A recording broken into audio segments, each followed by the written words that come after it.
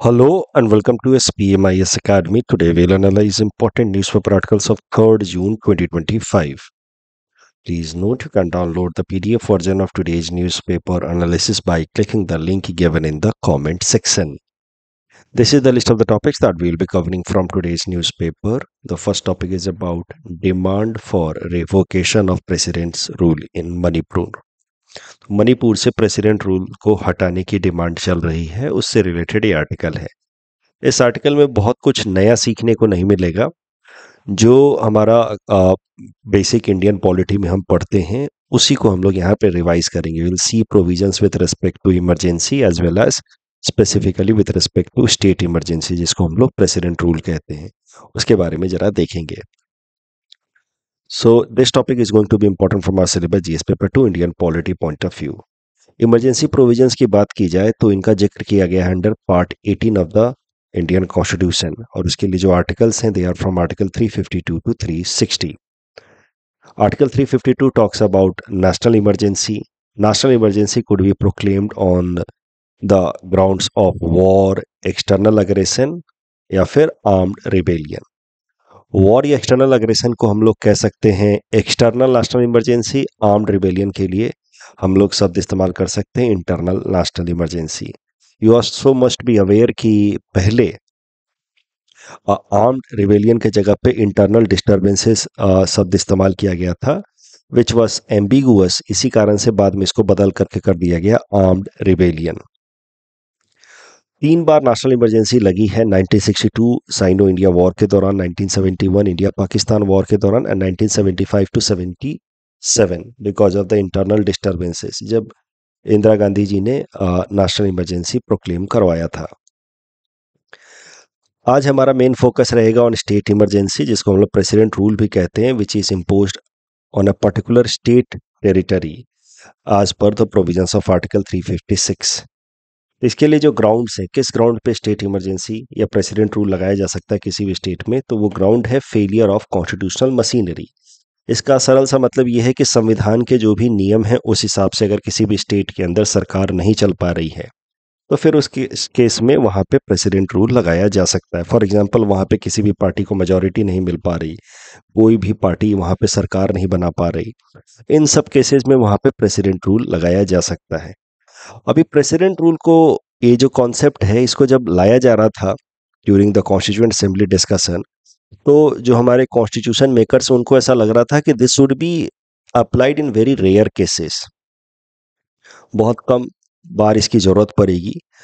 और इस कारण से इवन हम आगे आज के आर्टिकल डिस्कशन में भी देखेंगे कि डॉक्टर बी.आर. अम्बेडकर साहब ने कहा भी था कि this is going to be rarely used and in practice it is going to be a dead letter. इसका बहुत ज़्यादा इस्तेमाल नहीं होगा, क्योंकि उनको, कॉन्स्टिट्यूशन मेकर्स को ऐसा लगता था कि सेंट्रल गवर्नमेंट कभी भी मिसयूज तो करेगी नहीं अपने इस पावर का। होता क्या है कि स्टेट इमरजेंसी के अंतर्गत सेंट्रल गवर्नमेंट के पास तमाम पावर आ जाते हैं to run the administration of state, और स्टेट इमरजेंसी प्रोक्लेम करने की पावर किसके पास है? गवर्नर के पास।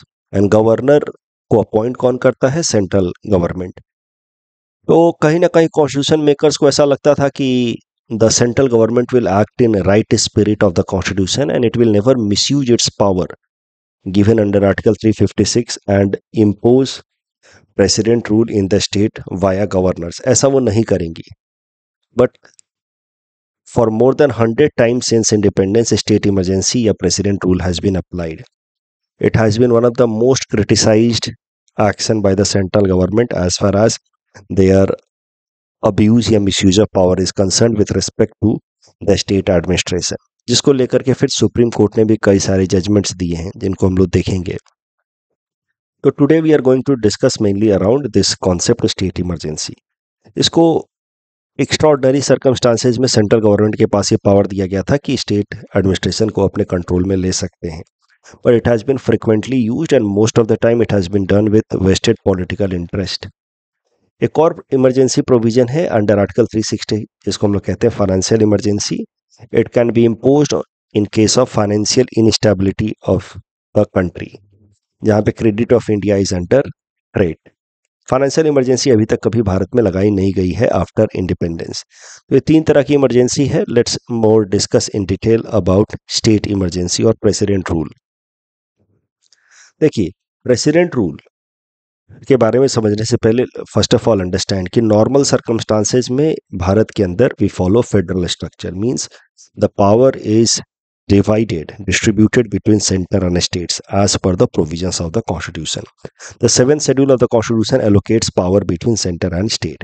States are responsible for maintaining law and order. तो 7th schedule के हिसाब से states are responsible to maintain law and order.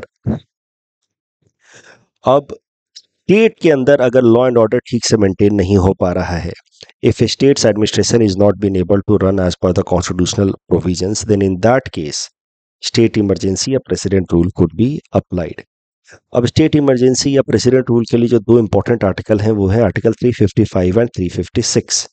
Article 355 it puts obligation at the centre to protect the state from external and internal threat. तो मतलब security grounds पे article 356 लगाया जा सकता है, क्योंकि आर्टिकल 355 में कहा गया है कि भारत सरकार की जिम्मेदारी होगी कि स्टेट्स को प्रोटेक्ट करे from external as well as internal threats. तो कभी अगर सिक्योरिटी थ्रेट हो तो उस केस में प्रेसिडेंट रूल लगाया जा सकता है यूजिंग आर्टिकल 356। तो article 356 talks about president rule. Article 356 allows imposition of president rule if state governance fail. तो एक बार फिर से समझिए, जो बेसिक पॉलिटी में आप पढ़ते हैं, मैं यहाँ पे बस रिवाइज करवा देता हूँ कि आर्टिकल 356 के हिसाब से प्रेसिडेंट रूल लगाया जा सकता है किसी भी स्टेट के अंदर। बट किन किन मुद्दों पे प्रेसिडेंट रूल लग सकता है, उसमें से एक मैटर आर्टिकल 356 में ही लिखा है, और वो ये है कि फेलियर ऑफ कॉन्स्टिट्यूशनल मशीनरी। मतलब if the administration of the state is not been able to run as per the provisions of the constitution, उस केस में वहां पे प्रेसिडेंट रूल लगाया जा सकता है। एक ग्राउंड तो आर्टिकल 356 में ही लिखा है जिस ग्राउंड पे प्रेसिडेंट रूल लगाया जा सकता है, और दूसरा ग्राउंड लिखा है आर्टिकल 355 में कि अगर किसी भी स्टेट को इंटरनल या एक्सटर्नल थ्रेट है, सिक्योरिटी थ्रेट, उस केस में भी प्रेसिडेंट रूल लगा सकती है सेंट्रल गवर्नमेंट यूजिंग आर्टिकल 356। तो article 356 gives power to the centre to impose president rule, but one of the grounds is mentioned in article 356 itself, that is failure of constitutional machinery या state governance failure, एक ही बात है। और दूसरा ground लिखा है article 355 में, which is security of the state। तो अगर किसी भी स्टेट गवर्नमेंट की या स्टेट ज्यूरिडिक्शन की इंटरनल या एक्सटर्नल सिक्योरिटी थ्रेट में है तो उसके ऊपर प्रेसिडेंट रूल लगाया जा सकता है। As I told you in the beginning only कि कॉन्स्टिट्यूएंट असेंबली जब कॉन्स्टिट्यूशन फ्रेम कर रही थी तो उस टाइम में उनका व्यू था कि this article would be rarely used. Doctor Ambedkar साहब ने कहा था कि my view is that article 356 should never be called into operation and that it should remain a dead letter. तो उनको भरोसा था कि एक फेडरल स्ट्रक्चर हमारे देश के अंदर प्रैक्टिस होगा और सेंट्रल गवर्नमेंट अननेसेसरीली कभी इंक्रोच नहीं करेगी in the power, functions and jurisdiction of the state governments. But as I told you many times, even more than 100 times, president rule has been applied in different states, and very often it has been found that they have been used with vested political interest by the central government. और यही कारण है कि supreme court ने एक monumental judgement सुनाया था 1994 में, जिसको हम लोग कहते हैं SR Bommai case. SR Bommai case में सुप्रीम कोर्ट ने कहा था कि article 356 should be used only in the cases of true breakdown of constitutional machinery and imposition of president rule will be subject to judicial review. तो अगर कभी supreme court को ऐसा लगता है कि प्रेसिडेंट रूल प्रोविजन का मिसयूज किया गया है for vested political interest, then supreme court can review that particular action and can also reverse it. Supreme court ने ऐसा किया भी। आपने अगर पॉलिटी क्लास में पढ़ा होगा तो आपने जरूर सुना होगा Nabam Rebia case with respect to Arunachal Pradesh, जहां पे प्रेसिडेंट रूल लगाया गया बट सुप्रीम कोर्ट ने वहां के प्रेसिडेंट रूल को रिवर्स कर दिया using its judgment of SR Bommai case कि supreme court can review president rule and if it finds some malafide intention behind application of president rule then it can also reverse that precedent rule. Even several commissions like Sarkaria Commission या पूंछी Commission constituted for center-state relations have recommended कि Article 356 should be used as a last resort. इनका बहुत कम इस्तेमाल होना चाहिए. Only when there is no other option left, then they should be applied in dire circumstances. They should not be frequently used for vested political interest.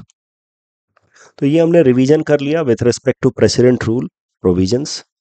अब current context पे आते हैं. तो आपको पता होगा शायद से, मैंने भी करंट अफेयर्स में कराया था न्यूज़ पेपर एनालिसिस में, कि मणिपुर के अंदर प्रेसिडेंट रूल लगा हुआ है सिंस फरवरी. और मणिपुर के अंदर प्रेसिडेंट रूल लगा है एज पर आर्टिकल 355. वहाँ पे internal security was under threat.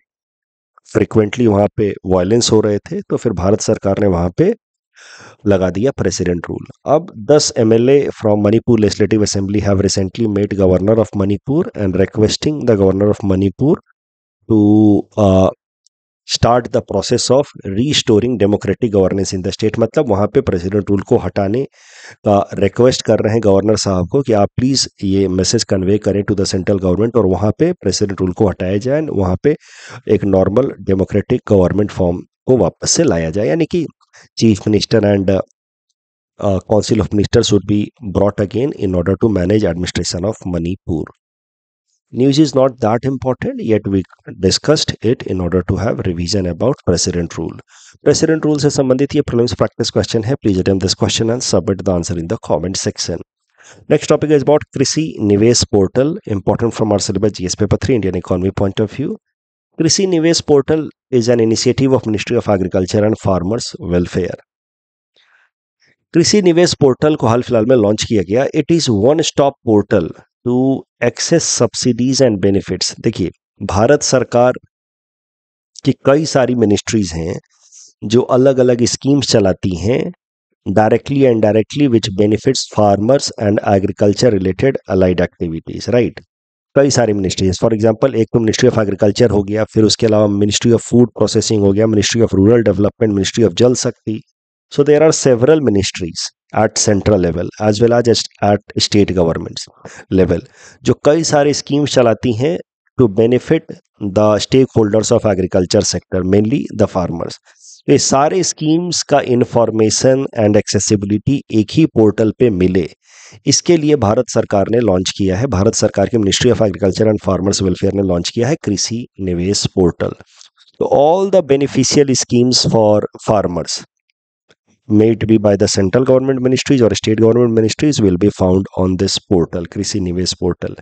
यहाँ पे एक चैटबॉट भी रहेगा जो फार्मर्स को असिस्ट करता रहेगा. इंटरैक्टिव डैशबोर्ड भी रहेगा जो फार्मर्स को इंफॉर्मेशन प्रोवाइड करता रहेगा. अलग अलग स्कीम्स के अंदर फार्मर्स अगर अप्लाई करते हैं फॉर बेनिफिट्स तो वो अपने एप्लीकेशन को ट्रैक भी कर सकते हैं. डिफरेंट इन्वेस्टर्स एग्रीकल्चर फील्ड में स्टार्टअप जो हैं या जो इन्वेस्टर जो एग्रीकल्चर फील्ड में इन्वेस्ट करना चाहते हैं, they can also inquire about different opportunities in the field of agriculture with help of this Krishi Nivesh portal. तो फार्मर्स, उसके अलावा agriculture related entrepreneurs, agri businesses and industries can use this Krishi Nivesh portal.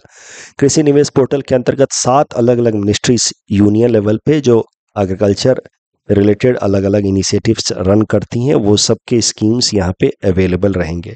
17 different flagship schemes like Agriculture Infrastructure Fund, Animal Husbandry Infrastructure Development Fund, PM किसान संपदा योजना, PM कुसुम scheme, ये सारे के सारे स्कीम जो हैं उनके related informations will be available on कृषि निवेश पोर्टल. इस टॉपिक डिस्कशन के बेसिस पे प्रीलिम्स प्रैक्टिस क्वेश्चन है. Please attempt this question and submit the answer in the comment section.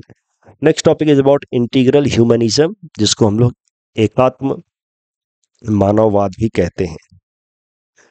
ये जो डिस्कशन है, it is important from our syllabus paper 1 SA point of view, also useful for GS paper 4 ethics and integrity point of view. Ethics and integrity में एक topic दिया हुआ है learning from thinkers of India and the west, chapter 4. वहां से relate करके आप इस टॉपिक को देख सकते हैं. देखिए, जो फिलोसफी ऑफ इंटीग्रल ह्यूमनिज्म है, it was given by Pandit Deendayal Upadhyaya ji. He is considered to be the founder leader of भारतीय जन संघ, which later transformed into BJP. तो भारतीय जनता पार्टी जो करेंटली रूलिंग पार्टी है एट द यूनियन लेवल, वो रूलिंग पार्टी है, उनके चीफ आइडियोलॉग माने जाते हैं पंडित दीनदयाल उपाध्याय जी। मतलब दीनदयाल उपाध्याय जी के आइडियाज के अराउंड ही भारतीय जनसंघ का गठन हुआ, जिसको बाद में बना दिया गया भारतीय जनता पार्टी। अब दीनदयाल उपाध्याय जी का जो सेंट्रल टीचिंग रहा है वो रहा है इंटीग्रल ह्यूमनिज्म का। तो इंटीग्रल ह्यूमनिज्म मतलब to see things in continuum rather than in dichotomy. चीजों को अलग अलग ना देखें, पूरी दुनिया को, पूरे संसार को इंटीग्रेटेड लेवल पे देखें। तो इंटीग्रल ह्यूमनिज्म के आइडियाज को या फिलोसफी को दीनदयाल उपाध्याय जी ने दो लेवल पे समझाया, इंडिविजुअल लेवल पे और सोसाइटी के लेवल पे।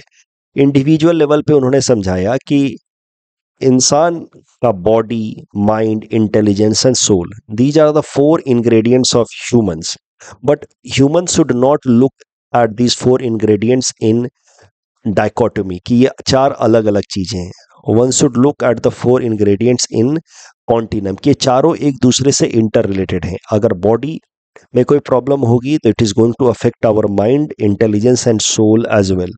इफ सोल इज इन्फेक्टेड, मतलब हमारी सोच खराब है, तो it is going to affect on the rest three part as well. तो we have to look in continuity and all the four components have four goals to achieve. Body का गोल है अर्थ, mind का गोल है अर्थ मतलब पैसा कमाना, माइंड का गोल है कामना, तो to procreate and have family lineage, परिवार को आगे बढ़ाना। इंटेलिजेंस से हम धर्म, जो ड्यूटी है हमारी towards society, towards our elders, वो पूरा करें। और सोल का धर्म है मोक्ष। एंड ये चारों इंटीग्रेटेड हैं, जैसे वैसे ही ये चारों गोल भी इंटीग्रेटेड हैं। मोक्ष की कामना आप तब तक नहीं कर सकते जब तक आपके पास सफिशिएंट मनी नहीं है। कहते हैं ना कि one can not become philosopher before you become rich. तो व्हेन यू आर हैविंग अर्थ, सफिशिएंट मनी है, आप कामना की भावना को भी जी चुके हैं, and now you have family and all, and you have risen beyond that. आप कामना की भावना को, सेक्सुअल डिजायर को सप्रेस नहीं कर रहे हैं, कामना की भावना को जी चुके हैं, and now you are no longer guided by lust, you have risen beyond lust, you have fulfilled all your duties towards elder society and all, then you aspire for moksha। तो जैसे ये चारों कंपोनेंट इंसान के level पे integrated हैं और चारों कंपोनेंट का अपना अपना लक्ष्य है, वैसे ही ये चारों लक्ष्य भी आपस में इंटररिलेटेड है। हाईएस्ट लक्ष्य किसी भी इंसान के जीवन का है मोक्ष, बट मोक्ष तभी मिलेगा जब ये तीन लक्ष्य हम अपने जीवन में पार कर चुके हैं, ठीक ठाक सा पैसा कमा चुका है, परिवार आगे बढ़ा चुका है, अपनी सारी जिम्मेदारियां पूरी कर चुके हैं। Now then we can aspire for moksha. Similarly individual level पे इंटीग्रेशन के बाद Pandit Deendayal Upadhyaya ji has talked about integration at societal level. We should not see society in segregated manner, कि ये मेरा परिवार है, बाकी सब लोग उससे अलग हैं। We should follow the concept of brotherhood या fraternity, every one is family. Bharat के इथोस में ही है वैसे वासुदेव कुटुंबकम, entire world is one big village. Rather than considering your self and your family as one and others as outsider, let us see the entire world as one big family. ये जो integral humanism का concept है, ये पंडित दीनदयाल उपाध्याय जी ने अपने एक lecture के दौरान दिया था इन 1965। तो उसी के 60 साल पूरे हुए हैं, तो इस कॉन्टेक्स्ट में आर्टिकल आया है 60 years of this lecture in Mumbai. तो वहां पे अपने लेक्चर को देते हुए पंडित दीनदयाल उपाध्याय जी ने कहा कि जितने भी ईजम्स हैं, ईजम्स मतलब ideology, nationalism, socialism and all, जितने भी ईजम्स हैं, डेमोक्रेटिक आइडियलिज्म, ये सारे की सारे इज्म जो है दे प्रमोट डाइकोटोमी या सेग्रीगेटेड थिंकिंग, जिस कारण से समाज में सिर्फ प्रॉब्लम आएंगे। For example excessive nationalism leads to jingoism which is threat to world peace. बहुत ज़्यादा देशभक्ति देशभक्ति देशभक्ति करने से क्या होता है, दूसरे देशों के लिए नफरत, and that is threat to world peace, तो that is also a problem. Excessive focus on democracy leads to exploitation of the poor class because democracy joins hands with capitalism and capitalist people use money power and muscle power to gain power, political power, and then they exploit poor. Socialism, excessive focus on socialism which was promoted by Karl Marx. Karl Marx से पहले भी socialism था, but Karl Marx had popularized socialism. It leads to end of democracy and individual freedom. तो पंडित दीनदयाल उपाध्याय जी ने कहा कि भारत को किसी भी वेस्टर्न इंपोर्टेड इज्म को फॉलो करने की जरूरत नहीं है। We need not to blindly ape the western political thoughts, we need to have our own way of thinking, and our own way of thinking always has been in continuum rather than thinking of socialism or capitalism. We can have both socialism and capitalism. क्योंकि socialism जो है वो भी western की philosophy है, capitalism भी waste की philosophy है।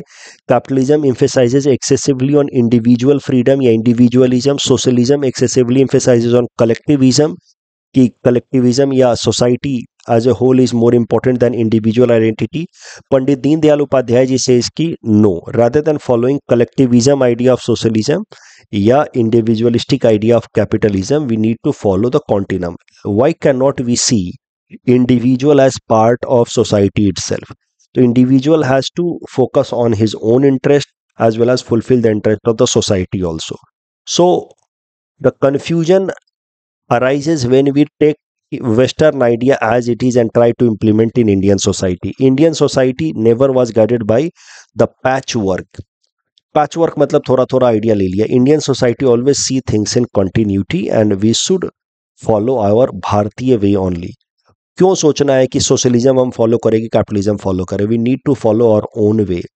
इंडिविजुअलिज्म फॉलो करेगी, कलेक्टिविज्म फॉलो करें. इंडिविजुअलिज्म को भी फॉलो करेंगे, कलेक्टिविज्म को भी फॉलो करेंगे. Rather than thinking in dichotomy, we need to think in continuum.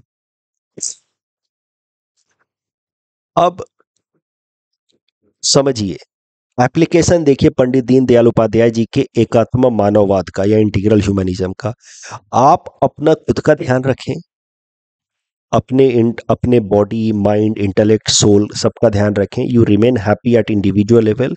You also serve the society, you also serve the state, your country, world. Nature का भी ध्यान रखें, इन्वायरमेंट प्रोटेक्शन भी करें.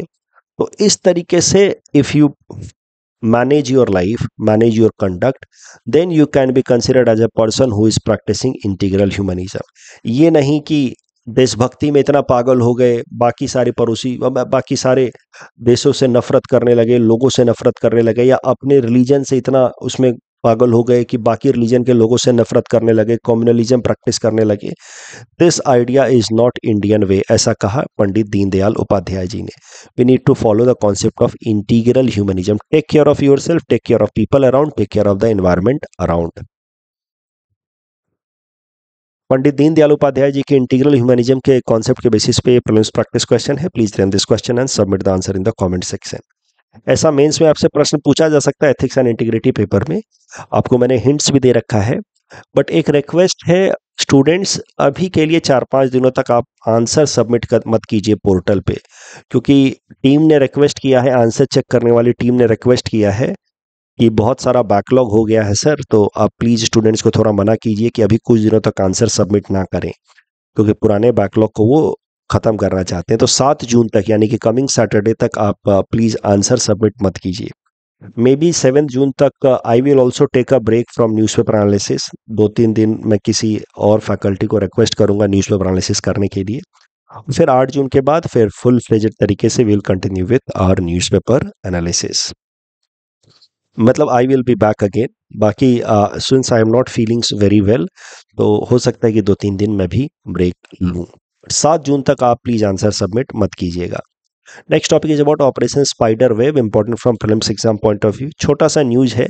यूक्रेन ने हाल फिलहाल में एक मैसिव ड्रोन स्ट्राइक किया है ओवर रशिया. यूक्रेन की जो सीक्रेट सर्विस एजेंसी है SBU, उसने ये ऑपरेशन स्पाइडर वेव की मदद से मैसिव ड्रोन अटैक कराया on Russia on different regions. The drone attack was on strategic bomber aircraft at Russian air basis.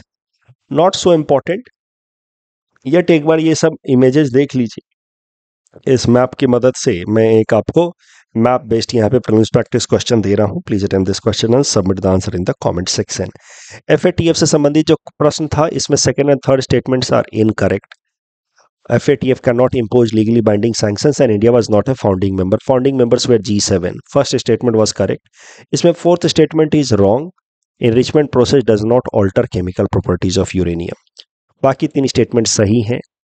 और यहाँ पे पहला स्टेटमेंट गलत है. भारत एक्सचेंज रेट बेसिस पे थर्ड लार्जेस्ट इकोनॉमी तो है नहीं. Second statement is correct. Dhruva से रिलेटेड दोनों स्टेटमेंट सही हैं. That's all from our sir for today. Thanks for watching.